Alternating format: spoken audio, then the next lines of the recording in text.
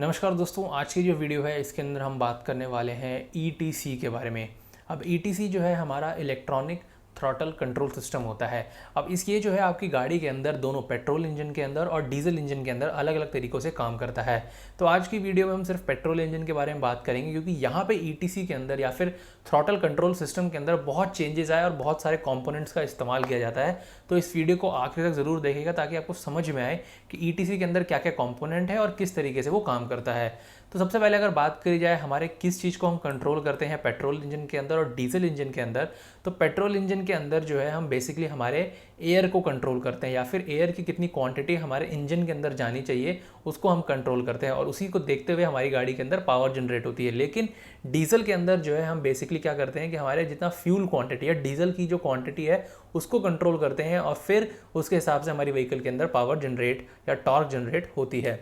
तो अब दोनों ही व्हीकल के अंदर जो है अलग अलग चीज़ों को कंट्रोल क्यों किया जा रहा है, क्योंकि दोनों की जो मैकेनिज्म है या फिर दोनों के अंदर जो काम करने का तरीका है थ्रॉटल बॉडी का वो अलग है। तो पेट्रोल इंजन के अंदर जो है आपको थ्रॉटल बॉडी के जो फ्लैप्स हैं उनको कंट्रोल करते हैं एयर को कंट्रोल करने के लिए, और डीजल इंजन के अंदर हम अपने पंप को कंट्रोल करते हैं हमारे फ्यूल को इंजेक्ट करने के लिए। तो 2008 के बाद जितनी भी गाड़ियां आती हैं उनके अंदर जो है आपको ईटीसी का प्रचलन या फिर जो चलन था वो बहुत ज़्यादा देखने को मिलेगा, क्योंकि यहाँ से जो है हमारी व्हीकल के अंदर हमारा इलेक्ट्रॉनिक सिस्टम का कंट्रोल ज़्यादा बढ़ता चला गया, स्पेशली इंडिया के अंदर। और 2008 से पहले जितनी भी आपने गाड़ी देखी होगी उनके अंदर जो है आपको ऐसा केबल सिस्टम ज़रूर दिखा होगा और आपने जो है इसको ज़रूर देखा होगा जब भी आपने बोनट को खोला होगा। तो ईटीसी यहाँ पे किस तरीके से डिफ़र करता है वो मैं आपको बताता हूँ। अब क्या होता है कि आपकी व्हीकल के अंदर दो तरीके के रेशियोज़ होते हैं, एक होता है हमारा रिच मिक्सचर, एक होता है हमारा लीन मिक्सचर। लीन मिक्सचर तब होता है जब हमारी व्हीकल के अंदर एयर क्वांटिटी ज़्यादा रहेगी और जो फ्यूल की क्वांटिटी है वो कम रहेगी, तो आपको जो है लीन मिक्सचर देखने को मिलेगा।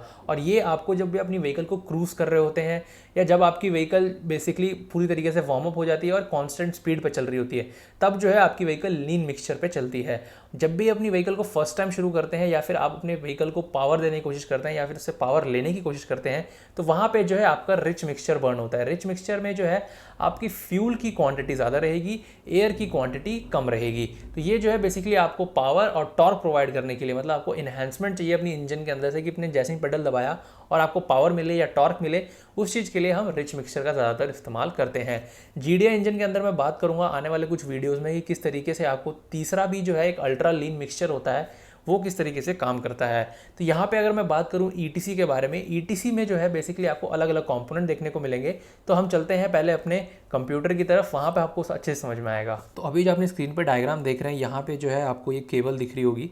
ये केबल जो है बेसिकली क्या है, आपकी थ्रॉटल बॉडी को या फिर थ्रॉटल वाल्व को, जो ये जो आप जो मेटेलिक प्लेट देख रहे हैं इससे कनेक्टेड है और कंट्रोल करती है। तो यहाँ पे जो है बेसिकली अलग अलग सिस्टम्स हैं और इसके बाद जो है हमारा आया ईटीसी का प्रचलन। अब ईटीसी के अंदर जो है बेसिकली आपको बहुत सारी चीज़ें देखने को मिलेंगी और बहुत सारे चेंजेस देखने को मिलेंगे।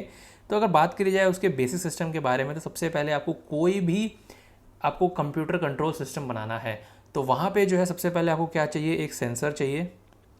सेंसर जो है बेसिकली आपके कंप्यूटर को कमांड्स या फिर कंप्यूटर को इनपुट्स देगा और फिर कंप्यूटर जो है बेसिकली आपके एक एक्चुएटर को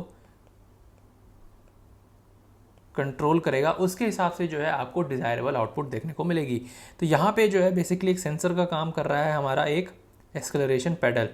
एक्सेलरेशन पेडल के साथ साथ जो है बेसिकली क्या है, यहाँ पे एक आपका कंप्यूटर लगा हुआ है, ये जो आप रेड में देख रहे हैं एक इंजन ईसीयू के बाद जो ये आप देख रहे हैं एक थ्रॉटल बॉडी है। अब थ्रॉटल बॉडी अगर मैं आपको दिखाऊंगा तो आप देखेंगे कि कितनी तरीके से जो है इसको डिज़ाइन किया गया है और बहुत हल्का रहता है, जिससे आपकी व्हीकल के अंदर वेट भी कम होता है और इसका कंट्रोल जो है बेसिकली गाड़ी के ऊपर वो जो है यहाँ पे अच्छा हो गया है। तो ये जो आप डायग्राम देख रहे हैं, अब जो हम एक बेसिकली बॉश का थ्रॉटल बॉडी है, इसके अंदर आप देखेंगे तो यहाँ पे आपको पूरे नंबर्स यहाँ पे लिखे हुए दिख रहे हैं 1 2 3 5, pneumatic housing, throttle valve, DC motor,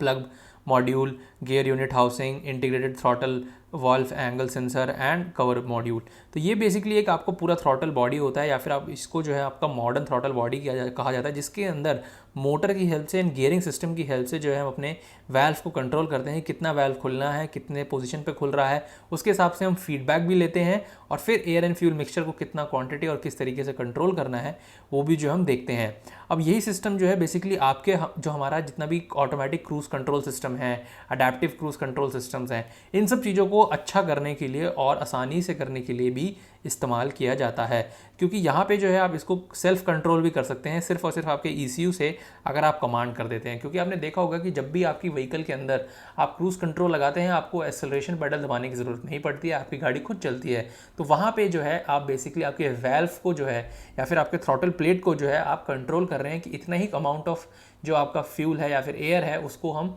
cover करें और उतनी ही अमाउंट ऑफ एयर को जो है अपनी व्हीकल के अंदर जाने दें।